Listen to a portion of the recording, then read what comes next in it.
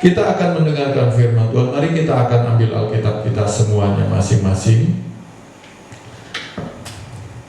Kita akan membuka di dalam Kisah Rasul pasal yang ke-20 ayat 7 sampai dengan ayat yang ke-9. Firman Tuhan, renungan firman Tuhan malam hari ini bicara tentang seorang pemuda yang bernama Eutikus, ya. Kita baca dulu ayatnya, Kisah Rasul pasal 20 ayat yang ke-7 sampai dengan ayatnya yang ke-9. Saya akan baca, masing-masing simak dengan baik dalam Alkitab masing-masing, ya. Demikianlah firman Tuhan. Pada hari pertama dalam minggu itu, ketika kami berkumpul untuk memecah-mecahkan roti, Paulus berbicara dengan saudara-saudara di situ karena ia bermaksud untuk berangkat pada keesokan harinya. Pembicaraan itu berlangsung sampai tengah malam. Di ruang atas di mana kami berkumpul dinyalakan banyak lampu. Seorang muda bernama Eutikus duduk di jendela. Karena Paulus amat lama berbicara, orang muda itu tidak dapat menahan kantuknya karena ia tertidur lelap dan jatuh dari tingkat ketiga ke bawah. Ketika ia diangkat, ia sudah mati. Puji Tuhan. Satu penggalan kisah yang terselip dalam perjalanan penginjilan, pelayanan penginjilan Rasul Paulus adalah tentang peristiwa yang menimpa seorang muda yang bernama Eutikus, ya. Jadi perjalanan Paulus pada saat itu kisah ini terjadi di satu kota yang bernama Troas. Sementara perjalanan Paulus adalah dari Makedonia singgah di Troas, ya, beberapa hari, 4 hari lamanya, lalu akan melanjutkan perjalanan pelayanan penginjilannya ke Miletus. Ya, itu dalam pasal 20 semuanya. Nah, ketika dia berada di Troas, 4 hari lamanya di Troas, pemuda remaja pada malam terakhir menjelang esok harinya, Paulus akan meninggalkan anak-anak Tuhan, orang-orang percaya yang ada di kota Troas. Maka Paulus mengambil banyak waktu dan banyak kesempatan untuk menyampaikan berita firman Tuhan, untuk melayani mereka semuanya. Sehingga di sini dikatakan bahwa Paulus berbicara ya cukup lama, sampai tengah malam Paulus menyampaikan firman Tuhan. Itu dalam ayat yang ke-7. Dan pemuda remaja sekalian yang dikasihi oleh Tuhan, dalam ayat yang pertama, ayat 7, di sana dikatakan bahwa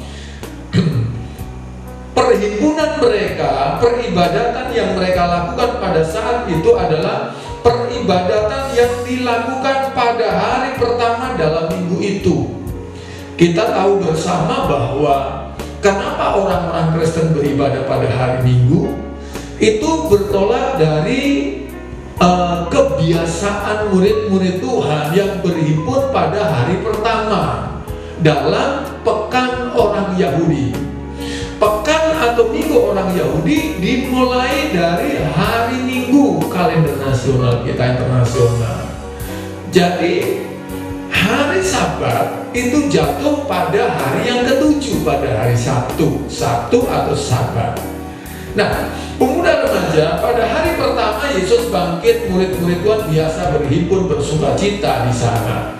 Nah, pada hari pertama minggu itu di mana mereka biasa beribadah, mereka pun berkumpul. Ya, seperti kebiasaan yang sudah mereka berkumpul, memecah-pecahkan roti, dan Paulus melayani mereka, orang-orang percaya yang ada di kota Troas, dengan firman Allah. Dan karena atau mengingat esok harinya Paulus akan meneruskan perjalanan, maka ini menjadi satu malam yang sangat begitu berharga, baik bagi Paulus sebagai seorang hamba Tuhan maupun bagi anak-anak Tuhan yang ada di kota Troas. Sehingga apa yang terjadi dalam ibadah pada saat itu? Paulus berbicara dengan saudara-saudara saat itu, ya, pembicaraan itu berlangsung sampai tengah malam. Jadi pemuda remaja, ya, tidak dicatat dalam Alkitab pukul berapa pembicaraan perhimpunan mereka dimulaikan. Tetapi Paulus berbicara cukup lama, berlangsung sampai tengah malam. Kalau misalnya perhimpunan mereka dimulai pukul 7 malam, katakanlah tengah malam itu pukul 12 malam, berarti dari pukul 7 hingga pukul 12 malam berarti memakan waktu 5 jam. Jadi Alkitab juga memang memberi kesaksian Paulus berbicara cukup lama. Nah, ini situasinya. Lalu apa yang terjadi dalam perhimpunan yang ada pada saat itu? Rupanya ada di antara mereka seorang muda yang bernama Eutikus. Nah, ada yang tahu kira-kira arti nama Eutikus ini apa artinya? Eutikus artinya sebenarnya ini punya arti kata yang baik, yaitu apa? Artinya beruntung. Jadi arti kata Eutikus adalah beruntung. Nah, dikisahkan yang terjadi atas anak muda ini, karena Paulus berbicara berkhotbah cukup lama. Ayat 9 katakan seorang muda bernama Eutikus duduk di jendela. Tentu jendela itu bukan tempat untuk duduk, bukan tempat untuk mendengarkan firman. Ya, jendela itu ada menjadi sirkulasi udara dalam sebuah ruangan agar dalam ruangan itu tidak pengap. Itu jendela. Tetapi kenapa Eutikus duduk di tempat yang tidak seharusnya ia duduk? Pemuda remaja yang dikasihi oleh Tuhan, seorang muda ini bernama Eutikus ini duduk di jendela karena Paulus amat lama berbicara. Orang muda itu tidak dapat menahan kantuknya. Baik yang ada di gereja, anak-anak, adik-adik, pemuda remaja, baik yang ada di rumah. Siapa di antara kalian yang sudah pernah mungkin mengalami atau punya pengalaman mengantuk di gereja? Ada? Jujur, saya pernah mengantuk di gereja. Ada beberapa faktor, ya, penyebab sehingga membuat seseorang itu bisa menjadi mengantuk dalam satu acara, dalam satu kegiatan. Nah, kalau Eutikus ini, seorang muda ini mengantuk, ada beberapa kemungkinan yang bisa kita pelajari sehingga dia bisa mengantuk. Pertama, kemungkinan pertama, Paulus berbicara terlalu lama. Pertama. Kedua bahwa mungkin Eutikus ini ya seorang muda yang mungkin siang harinya sudah bekerja cukup keras, sehingga dalam keadaan kondisi fisik yang lelah, yang seharusnya malam itu menjadi malam untuk dia beristirahat, tetapi karena ada peribadatan, maka dia datang beribadah, maka mengantuklah dia. Tetapi apapun itu yang menjadi alasan sehingga Eutikus bisa mengantuk, ada beberapa hal yang kita bisa ambil, kita bisa jadikan pelajaran dari peristiwa ini. Tentu mengantuk dalam sebuah perhimpunan ibadah itu tidaklah baik. Ini tidaklah baik.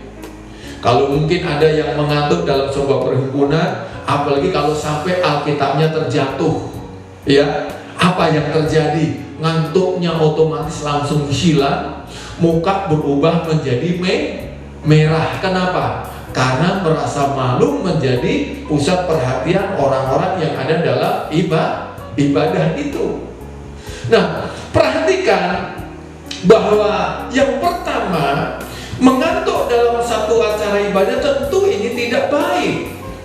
Tetapi secara rohani ada pelajaran yang baik untuk kita ambil, untuk kita perhatikan buat kita anak-anak pemuda dan remaja. Yang pertama apa? Yang pertama, mengapa Eutikus mengambil posisi duduk di jendela? Jendela bukanlah tempat untuk duduk. Ketika dia mengambil posisi duduk di jendela, otomatis akan membuat perhatiannya bercabang. Sesekali waktu dia bisa memperhatikan apa yang dipercakapkan, dikhotbahkan Paulus di dalam ruangan. Tetapi satu waktu juga dia bisa memperhatikan hal-hal yang terjadi di luar ruangan. Kenapa? Karena dia berada duduk di jendela. Jadi yang pertama dari pelajaran dari kisah ini adalah apa? Yang pertama, bahwa Eutikus adalah seorang muda yang mengikuti ibadah tetapi dia tidak fokus kepada Tuhan. Peribadatan kita kepada Tuhan, Tuhan tidak hanya menuntut fisik kita yang hadir, tetapi lebih daripada itu ketika kita beribadah, Tuhan mau kita datang kepada Dia dengan segenap hati, jiwa, pikiran kita, semuanya kita bawa kepada Tuhan. Jangan sampai kita kelihatannya beribadah, tetapi hati dan pikiran kita gak tahu kemana-mana. Jangan sampai. Nah, inilah arti rohani pertama dari apa yang terjadi dengan seorang muda yang bernama Eutikus. Dia tidak fokus kepada Tuhan, padahal dia berada dalam satu lingkungan peribadatan, tetapi dia tidak fokus kepada Tuhan.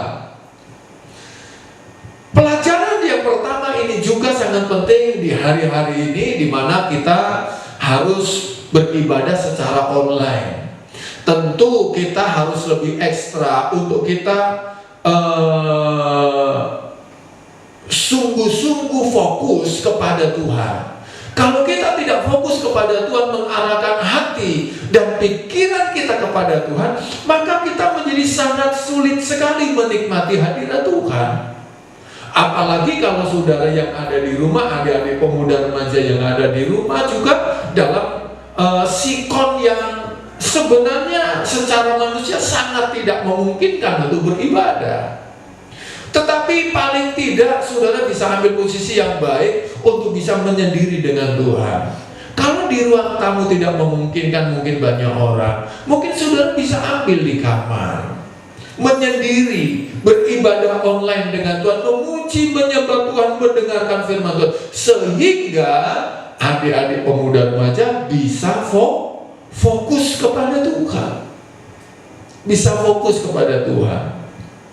Tolong salah satu, saya akan bacakan ya. Kita ini harus fokus sama Tuhan, fokus kepada Tuhan. Saya akan baca dalam Ibrani pasalnya yang ke-12, ayatnya yang kedua. Saya akan baca Ibrani 12 ayat 2. Demikianlah firman Tuhan. Marilah kita melakukannya dengan mata yang tertuju kepada Yesus.